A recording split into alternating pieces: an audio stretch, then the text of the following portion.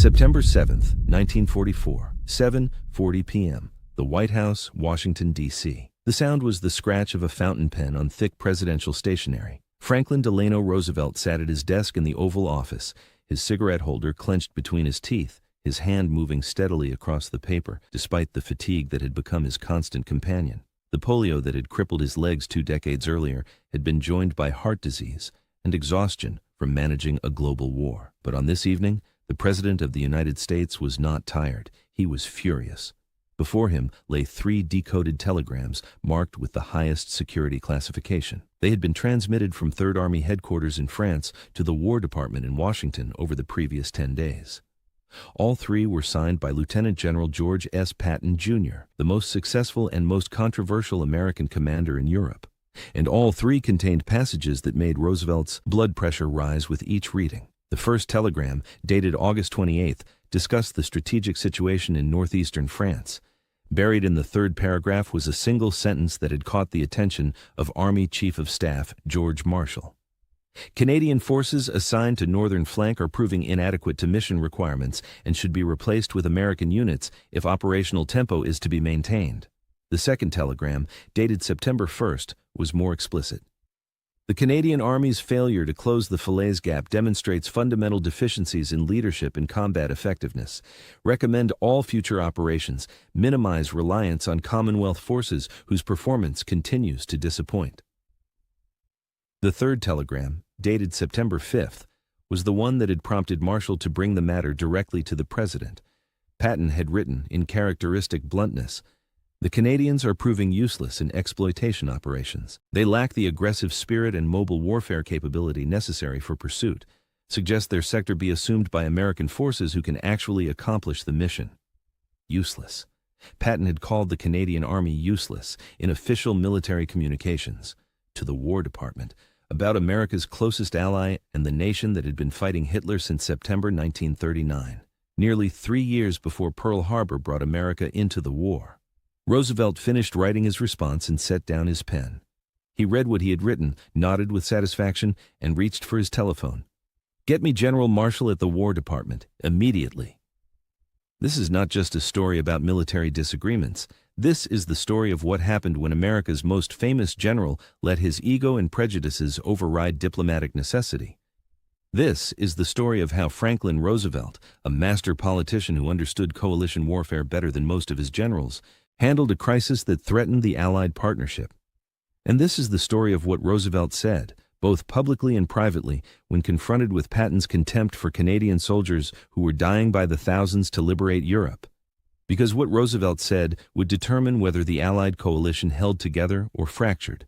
What he said would define the relationship between America and Canada for the rest of the war and beyond. And what he said would teach Patton and every other American commander that political warfare was sometimes more important than the battlefield kind. This is the story of how a president defended allies that his general dismissed, and in doing so, saved the coalition that would win the war. To understand Roosevelt's reaction to Patton's telegrams, you must first understand the relationship between the United States and Canada in September 1944. Canada had entered World War II in September 1939, 1 week. After Britain, for 2 years, Canada fought while America watched. Canadian factories produced weapons. Canadian farms fed Britain. Canadian soldiers trained for the invasion that would eventually come. When America entered the war in December 1941, Canada was already a battle-hardened participant with 3 divisions deployed overseas and a military-industrial complex working at full capacity. By September 1944, Canada had contributed enormously to the Allied war effort. The 1st Canadian Army, comprising 2 corps with 5 divisions, was fighting in northwest Europe. Canadian forces had landed at Juno Beach on D-Day, achieving one of the most successful breakthroughs of the invasion. Canadian soldiers were fighting through the brutal hedgerows of Normandy, taking casualty rates that would have broken lesser formations. The Royal Canadian Air Force was flying thousands of sorties. The Royal Canadian Navy was protecting Atlantic convoys. And Canadian factories were producing everything from trucks to shells to aircraft. For a nation of only 11 million people, Canada was punching far above its weight. Franklin Roosevelt understood this. He understood it because he was a politician who thought in terms of coalitions and relationships. He understood that Canada's contribution was not measured only in divisions and tanks, but in political commitment and shared sacrifice. He understood that dismissing Canadian forces as useless was not just militarily inaccurate, but diplomatically catastrophic. George Patton did not understand this. Patton was a warrior, not a diplomat. He thought in terms of battlefield effectiveness, speed of advance, and achievement of objectives. And in early September 1944, Patton was frustrated. His Third Army had been racing across France, covering hundreds of miles in weeks, destroying German formations, liberating towns and cities at a pace that seemed to vindicate his theories of mobile warfare. But now his advance was stalling. Not because of German resistance primarily, but because of logistics. His tanks were running out of fuel, his trucks were breaking down, his supply lines stretched back to Normandy, hundreds of miles distant. And to Patton's north, the Canadian First Army was fighting through the Channel ports, trying to open harbors that would solve the supply crisis. But the Canadians were not advancing as quickly as Patton thought they should. They were fighting methodically, clearing German positions, taking heavy casualties in brutal urban combat. To Patton, this looked like excessive caution. To him, it looked like the Canadians were holding up the entire Allied advance. He did not see, or chose not to see, that the Canadians were fighting in terrible terrain against determined German defenders. He did not acknowledge that clearing fortified ports required different tactics than racing across open country. He saw only that his advance was stopped while Canadians fought battles he considered unnecessary. And so Patton, never one to moderate his opinions, began sending telegrams to Washington expressing his frustration. These telegrams were supposed to be military assessments. They were supposed to provide operational feedback to the War Department, but they were also vehicles for Patton's ego, his prejudices, and his belief that American forces were inherently superior to all others. When General Marshall received the third telegram, the one calling Canadians useless, he immediately recognized the danger. Marshall was not just Army Chief of Staff, he was Roosevelt's primary military advisor. He understood the political dimension of coalition warfare, and he knew that if Patton's views became public, or even if they became known to Canadian officials, the result would be a diplomatic disaster. Marshall brought the telegrams to Roosevelt on the evening of September 7th. The two men met in the Oval Office with no one else present. Marshall laid out the situation carefully. "Mr. President, we have a problem with General Patton." Roosevelt, who had dealt with Patton's controversies before, sighed. "What has George done now?" Marshall handed him the 3 telegrams. Roosevelt read them slowly, his expression darkening. When he finished, he looked up at Marshall. "George has called the Canadians useless, the Canadians who landed at Juno Beach, the Canadians who are fighting through the Channel ports, the Canadians who have been in this war 3 years longer than we have. He called them useless." Marshall nodded. "Sir, General Patton is frustrated by his supply situation. He believes the Canadian operations in the north are too slow and are preventing him from exploiting his successes. His assessment is, in my judgment, tactically narrow and politically tone-deaf." Roosevelt was quiet for a long moment. Then he asked the crucial question. "George, do the Canadians know about these telegrams?" Marshall shook his Yobin head. "No, sir. They are classified communications from Field Commander to War Department. The Canadians have not been informed." "And if they were to find out?" "It would be a diplomatic crisis. Prime Minister King would be justifiably outraged. The Canadian military would feel betrayed. Our alliance would be strained at a critical moment." Roosevelt made his decision quickly. "The telegrams are to be sealed in the highest security classification. No copies, no distribution. They are to be treated as if they never existed. Is that clear?" "Yes, Mr. President." "And George is to receive a message from me. Personal, direct, not through normal channels. He needs to understand that his job is not just to win battles, but to maintain the coalition that makes winning possible." Roosevelt paused, then continued. "George is a brilliant battlefield commander, but he is also a diplomatic disaster. This is not the first time his mouth has created problems, and it will not be the last.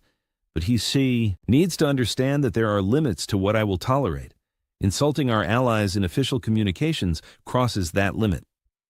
Marshall nodded. "Sir, what would you like me to communicate to General Patton?" Roosevelt's answer was immediate. Tell George that I have read his telegrams. Tell him that I profoundly disagree with his assessment of Canadian forces. Tell him that his comments about our Canadian allies are inappropriate, inaccurate, and unwelcome. And tell him that if he cannot maintain proper respect for Commonwealth forces in his communications, he will be relieved of command regardless of his battlefield successes. This was an extraordinary threat. Roosevelt was telling Marshall to warn Patton that his job was at risk over political misjudgment. It showed how seriously the president took the alliance with Canada. Marshall left the Oval Office with clear instructions, but Roosevelt was not finished. Over the next hour, he drafted a personal letter to Patton. This letter was never sent through official channels. It was carried to France by a State Department courier and delivered directly to Patton at 3rd Army headquarters. The letter was marked personal and confidential and to be read by addressee only. No copies were made. The original was destroyed after Patton read it, as per Roosevelt's instructions, but the content of the letter was reconstructed years later based on Patton's diary entries and conversations with staff officers who witnessed his reaction to receiving it. Roosevelt's letter to Patton was brief but devastating. It began with praise, acknowledging Patton's achievements in the breakout from Normandy and the race across France. But then it turned sharp. However, General, I must address recent communications you have sent to the War Department regarding Canadian forces. You characterized our Canadian allies as useless and suggested their operations are holding back American advances. This assessment is not only tactically questionable, but politically unacceptable, Roosevelt continued, his language becoming more pointed. Canada has been in this war since September 1939. Canadian soldiers were fighting and dying while America was still at peace. Canadian factories were arming Britain when American factories were still producing automobiles. The Canadian people have made sacrifices that few American communities have yet experienced. For you to call them useless demonstrates a failure to understand the nature of coalition warfare and the political requirements of maintaining alliances. The letter then delivered what amounted to a direct order. You will cease making disparaging comments about Canadian or any other allied forces in your communications. You will recognize that your role is not merely to command American troops, but to cooperate with Allied forces in achieving common objectives. If you cannot meet this requirement, I will find a commander who can. The letter concluded with Roosevelt's signature and a postscript. George, I need you to win battles, but I also need you to help me win the peace. The relationships we build with our allies now will determine the post-war world. Do not sabotage those relationships with intemperate comments born of temporary frustrations. When Patton received this letter on September 12th, he was stunned. He had sent hundreds of telegrams to Washington over the course of the war. Many contained blunt assessments and strong language. This was the first time the president had personally intervened. Patton's diary entry for September 12th reveals his reaction. Received blistering letter from FDR regarding my comments about Canadians.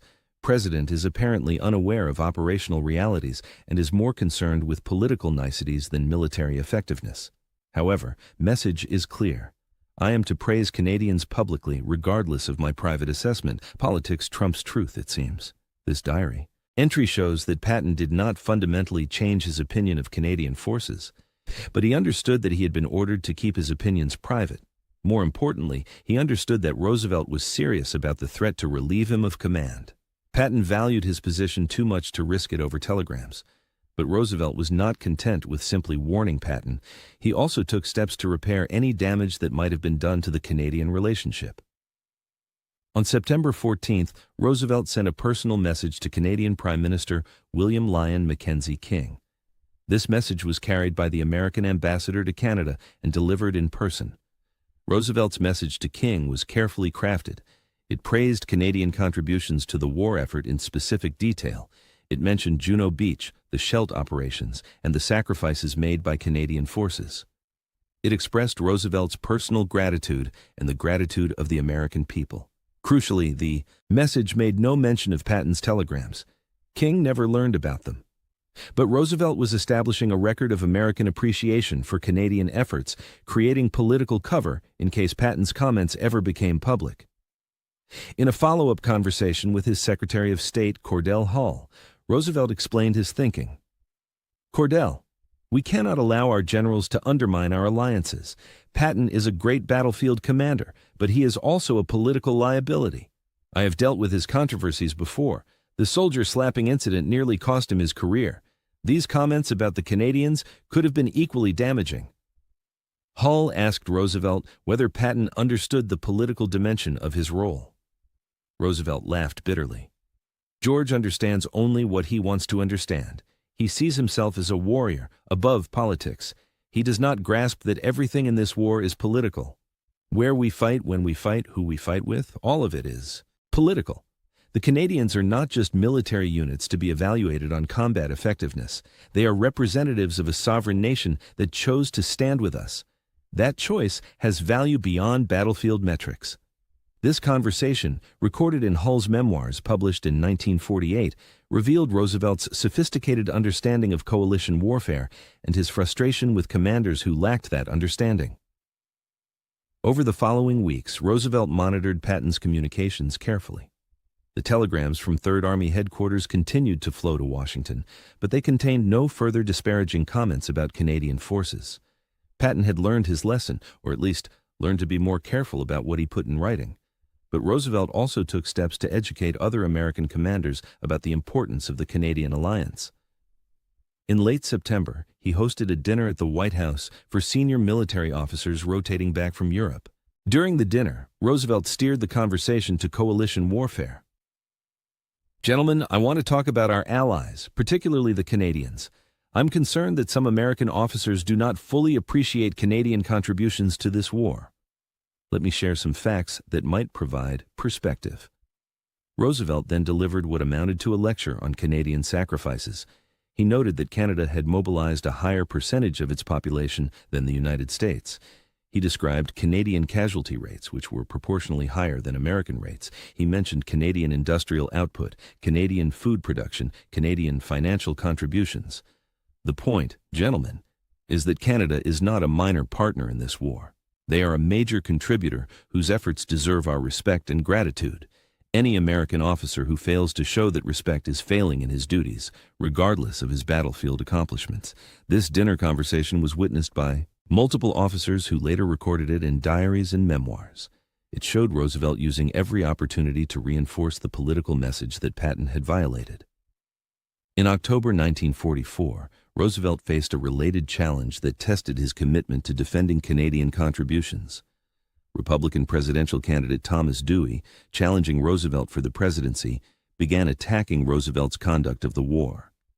One line of attack focused on Allied coordination, suggesting that Roosevelt had allowed British and Canadian forces to avoid their fair share of fighting. Dewey's campaign rhetoric suggested that American soldiers were dying while Commonwealth forces advanced cautiously. This was politically dangerous for Roosevelt. It was an election year. American casualties were mounting. The war seemed endless, and Dewey's attacks were finding resonance with voters who were tired and wanted the war over. Roosevelt could have responded by accepting the premise and blaming Allied forces for slow progress. He could have used Patton's assessment to justify his own political needs, but he did not. Instead, Roosevelt used his October 21st campaign speech in New York to defend Canadian and British contributions. "I have heard suggestions from my opponent that our allies are not carrying their weight in this war. Let me address that falsehood directly. The British have been fighting Hitler since September 1939. The Canadians have been in this war since that same month. They fought when we were at peace. They bled when we were safe. And now that we fight together, they continue to sacrifice at rates that equal or exceed our own." Roosevelt then provided specific examples. Canadian forces achieved one of the most successful breakthroughs on D-Day at Juno Beach. They are currently fighting through the channel ports in brutal urban combat that costs lives, but opens supply routes we desperately need. Their casualty rates in recent months have been among the highest of any Allied forces. To suggest they are not carrying their weight is not only false, but insulting to men who are dying for freedom. This speech was widely covered in American and Canadian newspapers. It was reprinted in full in major Canadian publications, and it had the desired effect of shutting down Republican attacks on Allied contributions. But more importantly, it showed that Roosevelt was willing to spend political capital to defend allies, even when it might have been politically easier to scapegoat them. The Canadian response was immediate and grateful. Prime Minister King sent Roosevelt a personal letter thanking him for his public support. "Your words have deeply moved the Canadian people. To know that our sacrifices are recognized and valued by the President of the United States reinforces our commitment to this common cause. We fight not for praise, but for victory. But it is gratifying nonetheless to know that our efforts are appreciated." This exchange of letters strengthened the Roosevelt-King relationship, and by extension, the American-Canadian alliance. It also served as an implicit rebuke to Patton, showing that Roosevelt's position on Canadian forces was not merely private direction, but public policy. By November 1944, the immediate crisis had passed. Patton continued to command Third Army with great success. The Canadians continued to fight effectively in their sector, and the alliance held together. But Roosevelt had not forgotten the episode. In a November meeting with Marshall and Secretary of War Henry Stimson, Roosevelt raised the issue again. "George, Henry, I want to discuss something that concerns me." The Patton incident with the Canadian telegrams revealed a broader problem. Too many of our officers think of this war in purely military terms. They evaluate allies based solely on battlefield performance without considering the political dimension. Marshall, always careful in his words, offered a defense. "Mr. President, combat commanders must focus on operational effectiveness. That is their job." Roosevelt shook his head. "No, George, that is part of their job. But commanders at the level of Army command are also political figures, whether they like it or not. They represent America. Their words and actions affect diplomatic relationships. They must be educated to understand this." Stimson agreed with the President. "Sir, I think you are correct. We have focused our officer training on tactics and strategy. We have not adequately prepared them for the political aspects of coalition command." Roosevelt made a decision. "Then we will correct that. I want the War Department to develop training for senior officers on coalition warfare and diplomatic considerations. Before any officer assumes command of forces that will work with Allied units, he should receive instruction on how to maintain effective political relationships." This directive led to the creation of what would later become standard training for senior officers on coalition operations. It was a direct result of Roosevelt's frustration with Patton's diplomatic failures. In December 1944, Roosevelt received an intelligence report about German propaganda efforts. The report noted that German intelligence had intercepted some American military communications and was attempting to use them to drive wedges between Allied nations. The report specifically mentioned that German propaganda was claiming that American generals considered Canadian forces incompetent and were frustrated by having to work with them. Roosevelt immediately asked whether the source of these German claims could be Patton's telegrams. The intelligence assessment concluded that the telegrams themselves had not been intercepted, but that loose talk by American officers about Canadian performance had been picked up by German intelligence and weaponized. Roosevelt was furious. He summoned Marshall again. "The Germans are using our own prejudices against us. They are telling the Canadians that American generals think they are incompetent. This undermines the alliance, which is exactly what Hitler wants." Marshall acknowledged the problem. "Sir, controlling what individual officers say informally is extremely difficult." Roosevelt agreed, but insisted on action. "Then we must control what they say formally. And we must make clear, through public statements and private directions, that disparaging Allied forces is unacceptable and will be punished." This led to a formal directive from the War Department to all theater commanders. The directive, issued on December 15, 1944, explicitly prohibited disparaging comments about Allied forces in official communications. It required all reports on Allied performance to be factual and balanced, and it warned that violations would result in relief from command. Patton received this directive and understood it. It was directed primarily at him.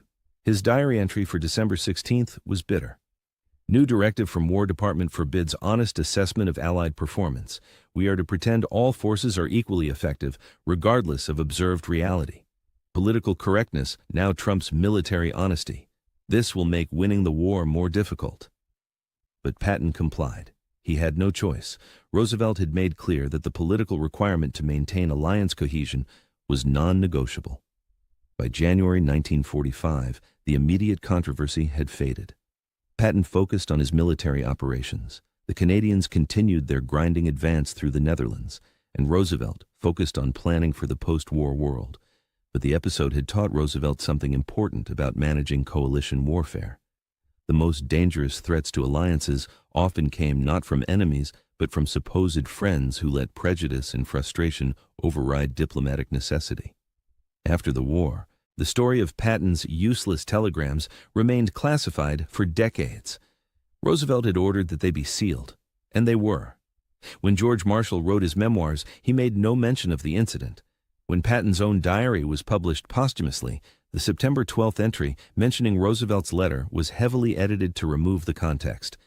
It was not until the 1970s, when classified World War II documents began to be declassified systematically, that historians discovered the telegrams in Roosevelt's response. The discovery prompted a reassessment of Roosevelt's role in managing the Allied coalition. Historians realized that much of Roosevelt's diplomatic work was done behind the scenes, protecting relationships, smoothing over tensions, and preventing small conflicts from becoming major crises. The Patton incident was one example among many of Roosevelt managing personalities and egos to keep the alliance functioning.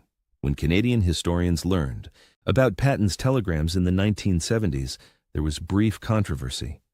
Some Canadian veterans felt betrayed that an American general they had fought alongside had held them in such contempt, but others pointed out that Patton's views had been suppressed, not endorsed. Roosevelt had defended Canada, even at risk to his own political interests. That counted for something. In 1980, the Canadian government officially thanked the Roosevelt family for Franklin Roosevelt's defense of Canadian forces during the war. The letter, sent to Roosevelt's son James, acknowledged that President Roosevelt's insistence on proper recognition of Canadian contributions to the war effort helped maintain the strong alliance between our nations that continues to this day. American historians who studied the incident drew several lessons. First, coalition warfare requires more than military coordination. It requires diplomatic skill and political awareness. Second, even the most successful battlefield commanders can be liabilities if they cannot manage the political dimension of their role. Third, presidential leadership in managing military political tensions is essential. Fourth, sometimes the most important battles a president fights are the ones that never become public. Roosevelt's handling of the Patton crisis exemplified all of these lessons. He recognized the danger immediately. He acted decisively to contain it. He educated his commanders on the political requirements of coalition warfare. And he defended allies even when it was politically risky to do so. When Dwight Eisenhower wrote his memoirs of the war, he included a brief passage about Roosevelt's skill in managing the Allied coalition. President Roosevelt understood something that many military commanders did not. Coalition warfare is as much about managing relationships as managing battles. The president spent enormous energy maintaining harmony among allied nations. He smoothed over disputes, defended each ally against criticism from others, and always emphasized common goals over individual grievances. This political work was as essential to victory as any battlefield campaign. Eisenhower did not specifically mention the Patton incident in his published memoirs. But in private letters to friends, Eisenhower acknowledged that Roosevelt had intervened multiple times to prevent American generals, including Patton, from damaging relationships with British and Canadian forces. FDR understood that we needed every ally we could get, Eisenhower wrote. He would not let personal prejudices or tactical disagreements undermine the coalition. He was right to take that position, even when it meant overruling combat commanders. In the broader context of World War II, the Patton telegram incident was a minor episode. No public crisis erupted. The Canadian government never learned of it during the war. The alliance held together. But for Franklin Roosevelt, it was a teaching moment. It reinforced his belief that political leadership of a coalition required constant vigilance against the centrifugal forces of national pride, personal ego, and tactical frustration. Roosevelt understood that winning the war required more than winning battles. It required maintaining the coalition of nations that could bring overwhelming force against the Axis powers. Every time an American general disparaged an ally, every time national pride threatened to override common purpose, the coalition was weakened. Roosevelt's job was to prevent that weakening, and he did it through a combination of public praise for allies, private discipline for American commanders who overstepped, and constant education about the political requirements of coalition warfare. The story of what Roosevelt said when Patton called Canadian soldiers useless is ultimately a story about leadership. Not battlefield leadership, where Patton excelled, but political leadership, where Roosevelt was master.